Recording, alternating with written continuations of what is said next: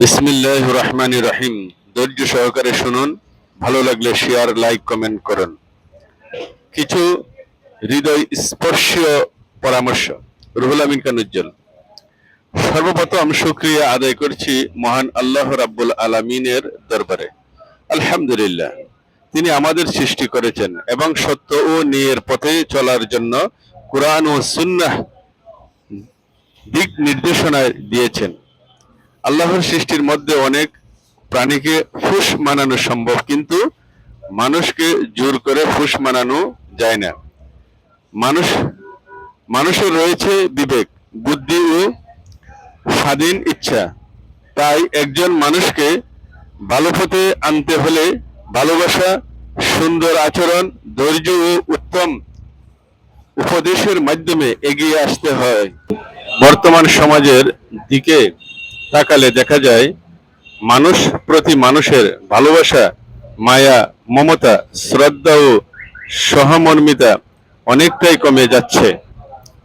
ন্যায়বিচার ও মানবিক মূল্যবোধ ও অনেক ক্ষেত্রে দুর্বল হয়ে পড়েছে। অথচ আল্লাহর কাছে সব মানুষই তার বান্দা। ধনী, গরিব, শক্তিশালী, দুর্বল, সবার প্রতি আমাদের নেই দয়া ও সম্মান প্রদর্শন করা উচিত। বিশেষ করে অসহায় ও নিরীহ মানুষের পাশে দাঁড়ানো আমাদের মানবিক ও ঈমানী দায়িত্ব।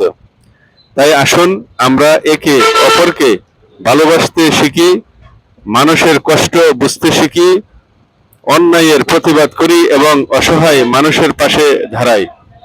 আমরা যদি আল্লাহর সন্তুষ্টির জন্য তার বান্দাদের ভালোবাসি এবং তাদের প্রতি দয়া করি, তাহলে ইনশাআল্লাহ আল্লাহ তাআলা ও আমাদের প্রতি রহম করবেন। মহানবী হযরত মুহাম্মদ সাল্লাল্লাহু আলাইহি ওয়াসাল্লাম আমাদের কোরআন ও হাদিস সুন্নাহকে আঁকড়ে ধরার শিক্ষা দিয়েছেন।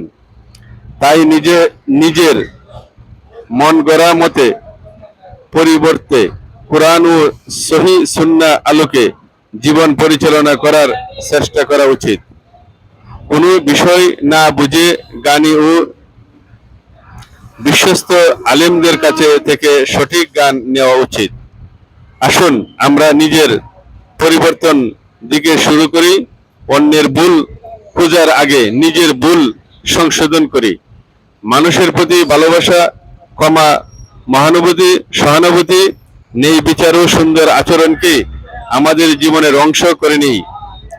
মহান আল্লাহ আমাদের সবাইকে সঠিক বুঝ দান করুন, কুরআন ও সুন্নাহ অনুযায়ী জীবন পরিচালনা করার তৌফিক দান করুন, মানুষের হক আদায় করা এবং অসহায় মানুষের পাশে দাঁড়ানোর শক্তি দান করুন। আমাদের অন্তরে ঈমান, ভালোবাসা ও মানবিকতা বৃদ্ধি করুন। আমিন ইয়া রাব্বুল আলামিন, সুম্মা আমিন। সর্বপ্রথমে আমাকে আল্লাহ পাকে হেদায়েত দান করুন এবং সবাইকে সঠিক বুঝ দান করুন।